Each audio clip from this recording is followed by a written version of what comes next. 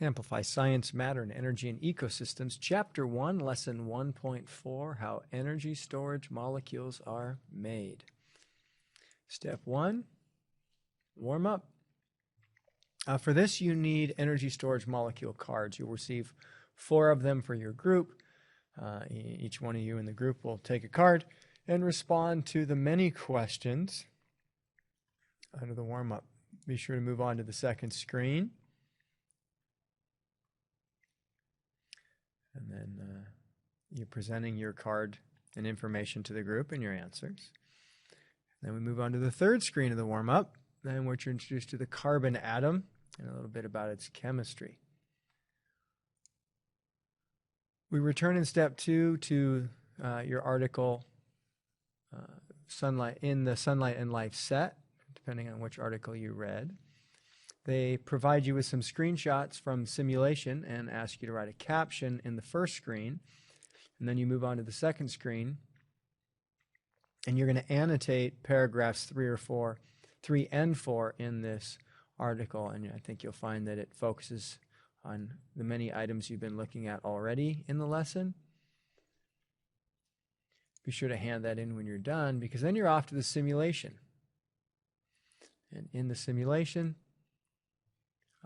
you are going to run the simulation along with a partner. So you'll need to have simulation up on one screen and your partner having the different screen open so you can see the diagram here and take a look and discuss these questions.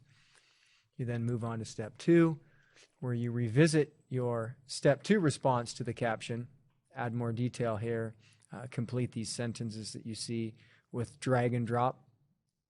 The words are at the bottom. And then you come back to the key concept that carbon is a part of carbon dioxide, which is abiotic matter. Carbon is also part of an energy storage molecule, which are biotic matter. During the process of photosynthesis, producers make energy storage molecules using carbon from carbon dioxide and energy from sunlight. This moves carbon from abiotic to biotic matter. Once you've completed that, you hand that in.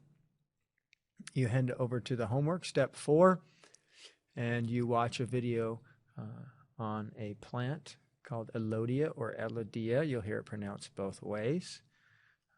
And that is found back in the lesson brief at the beginning of the lesson. You'll respond to the question and move on to the second screen, in which you are introduced to chloroplasts in a short article and respond. Now I'm going to hop back to the lesson brief so you can, in case you need a review of where I found that. But that Elodia video here is on the right side. So you've got your projections and your video and the articles here if you need them, or again within the lesson. And that is 1.4. It's quite a long lesson, but it's well worth the time spent.